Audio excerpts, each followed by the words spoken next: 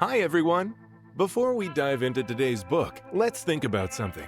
Have you ever had a silly argument with a friend, maybe about what game to play or who gets the last cookie?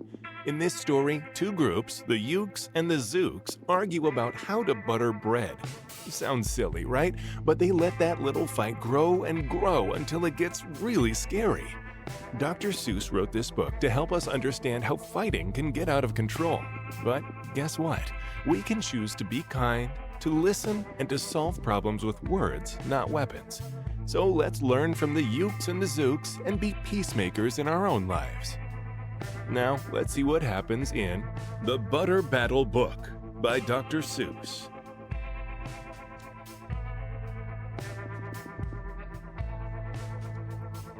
On the last day of summer, 10 hours before fall,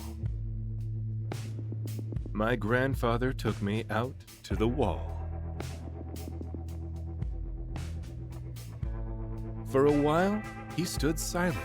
Then finally, he said, with a very sad shake of his very old head, "As you know, on this side of the wall, we are Ukes. On the far other side of this wall live the Zooks." Then my grandfather said, "It's high time that you knew of the terribly horrible thing that Zooks do. In every Zook house and in every Zook town, every Zook eats his bread with the butter side down. But we Ukes, as you know, when we breakfast or sup, spread our bread," Grandpa said, "with the butter side up. That's the right, honest way." Grandpa gritted his teeth. "So you can't trust a Zook who spreads bread underneath. Every Zook must be watched. He has kinks in his soul. That's why, as a youth, I made watching my goal.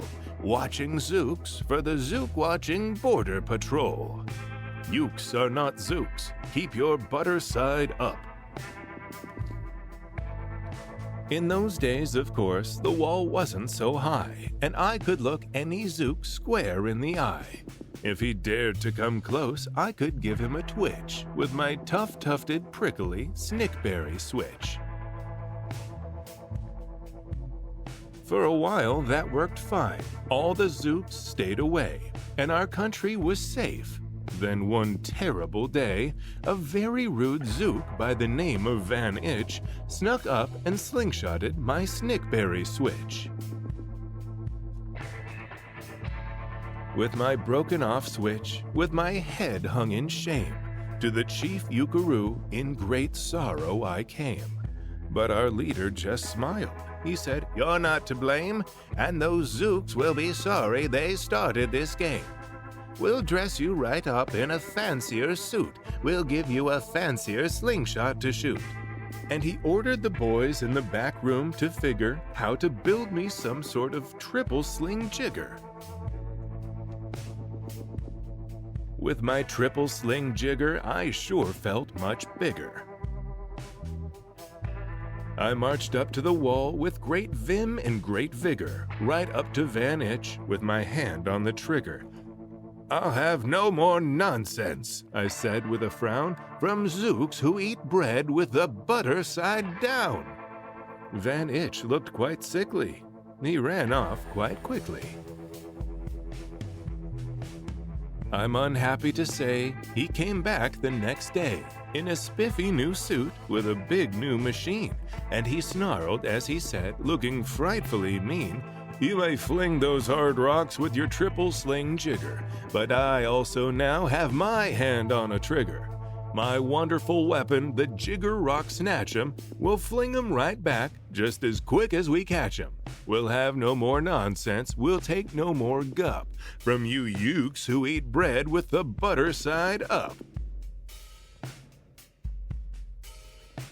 "I have failed, sir," I sobbed as I made my report to the chief Ukaroo in the headquarters fort.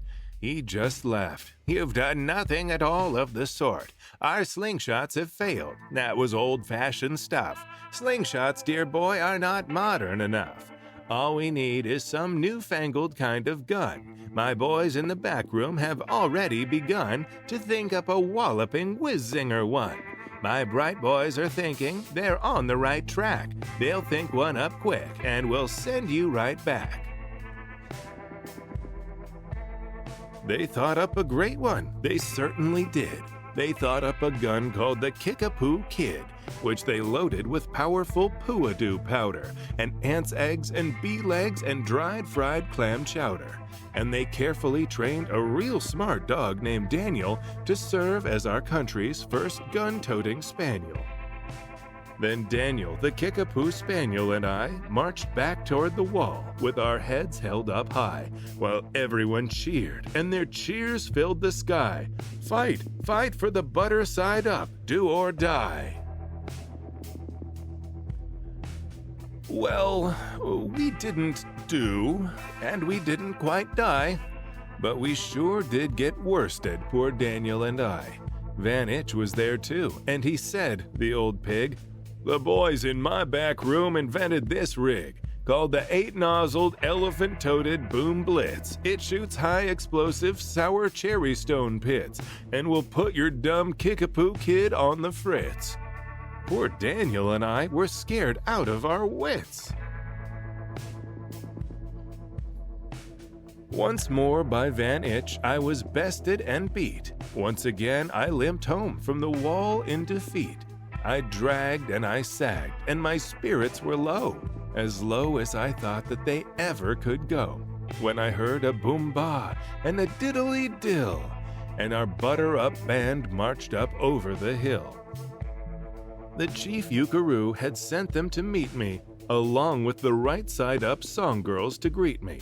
They sang, "Oh, be faithful, believe in thy butter," and they lifted my spirits right out of the gutter.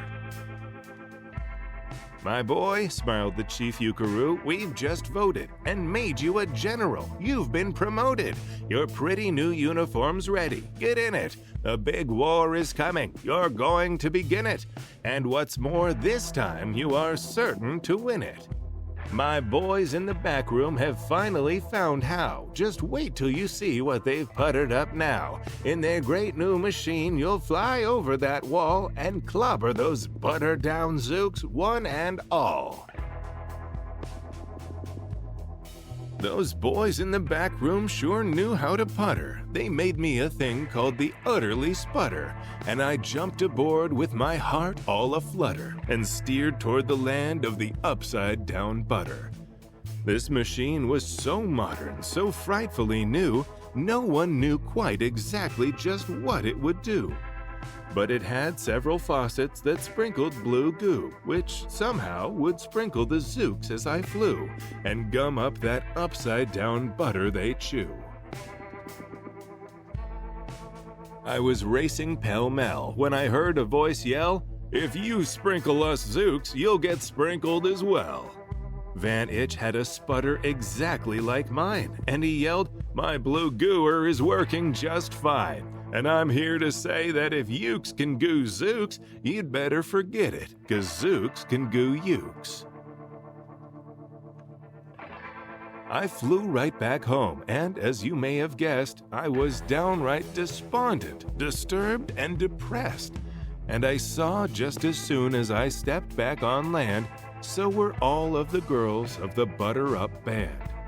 The chief drum majorette, Miss Yuki Ann Sue, said, "That was a pretty sour flight that you flew, and the chief Eucharoo has been looking for you."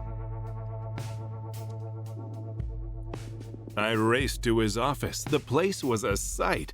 "Have no fears," said the chief. "Everything is all right. My bright backroom boys have been brighter than bright. They've thought up a new gadget that's newer than new. It is filled with mysterious moo-lacka-moo and can blow all those zooks clear to Salamagoo.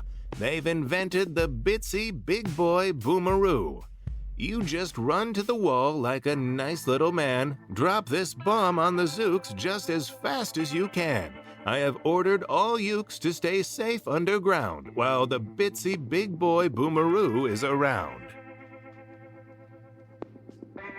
As I raced for that wall with the bomb in my hand, I noticed that every last Uke in our land was obeying our chief Ukaroo's grim command. They were all bravely marching with banners aflutter down a hole for their country and right side up butter. That's when Grandfather found me. He grabbed me. He said, "You should be down that hole, and you're up here instead. But perhaps this is all for the better somehow. You will see me make history, right here and right now." Grandpa leapt up that wall with a lopulous leap, and he cleared his hoarse throat with a bopulous beep. He screamed, "Here's the end of that terrible town, full of Zooks who eat bread with the butter side down." And at that very instant, we heard a clup-clup of feet on the wall, and old Van Itch clumped up. The boys in his back room had made him one too. In his fist was another big boy boomeroo. "I'll blow you," he yelled, "into pork and wee beans. I'll butter side up you to small smithereens." "Grandpa," I shouted, "be careful. Oh, gee, who's going to drop it? Will you or will he?" "Be patient," said Grandpa. "We'll see. We will see." The end. Thanks for reading the Butter Battle book with me. Did you notice how the story ends? The Ukes and Zooks are both holding super scary weapons, and we don't know what happens next. That's because Dr. Seuss wants us to think. What would you do? Would you drop the bomb, or would you stop and talk? This book doesn't give us an answer because it's up to us to choose peace. Even when we're mad or feel different from someone else, we can still be kind. So next time you feel like arguing, remember the Butter Battle and choose to be the one who listens, shares, and makes peace. Thanks for joining me today. I'll see you next time.